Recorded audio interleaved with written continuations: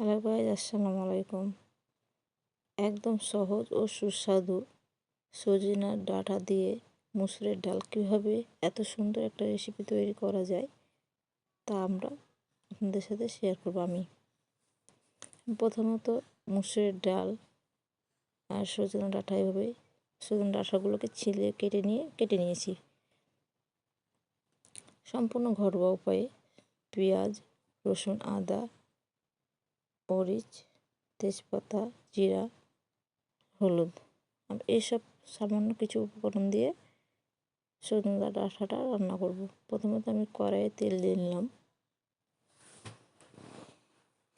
তেল দেওয়ার পরে আমি পেঁয়াজ, মরিচ আর আদা, রসুন, জিরা আমি এই তিনটাকে বেটে নিয়েছি, সেগুলো দিয়ে দেব বাটা মশলাগুলো।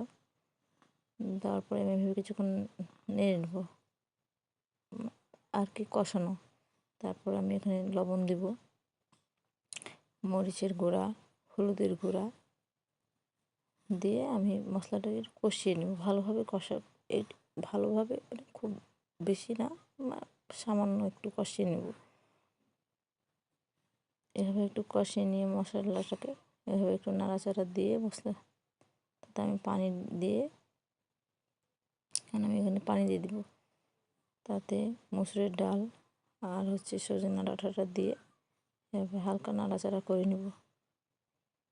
খুব বেশি কষানো দরকার নেই, বেশি কষানোতে ডালগুলো সেদ্ধ না হতে পারে। আমি অল্প একটু কষিয়ে নেব ডালগুলোকে আর সজনে ডাঁটাগুলোকে।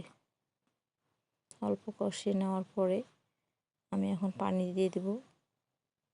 পানি দিয়ে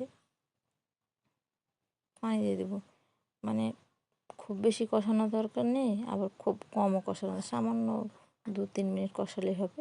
কষানোর পরে এই যেভাবে পানি দিয়ে দেবেন, ডাল আর সজনে ডাঁটা একসাথে দিবেন যাতে সেদ্ধ হয় সুন্দর হয়ে। আমি এভাবে দিয়ে নিয়েছি, দিয়ে আমি এখন ঢাকনা দিয়ে ঢেকে দেবো। এই যে আমি ঢাকনা দিয়ে ঢেকে দিলাম। এখন দেখেন যে মুসুরের ডাল আর সজনে ডাঁটা এই যে দেখেন সিদ্ধ হচ্ছে। এভাবে আমার এখানে একটু পানি কম হয়েছে, আপনারা চাইলে একটু পানিটা একটু বেশি দিবেন যাতে ডালটা আর সজনে ডাঁটাটা সেদ্ধ হয়। হ্যাঁ, দেখেন এইভাবে এই যে আমার সজনে ডাঁটা আর ডাল সেদ্ধ হয়ে গেছে। এভাবে যখন ডালটা সেদ্ধ হয়ে যাবে আর সজনে ডাঁটাটা যখন গাঢ় হয়ে আসবে তখন আমার রান্না অবশ্য কমপ্লিট।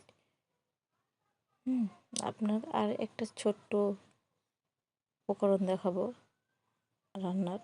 এভাবে রান্না করলে সজনে ডাঁটাটা অনেক সুস্বাদু, ডাল দিয়ে খেতে ভালো লাগে।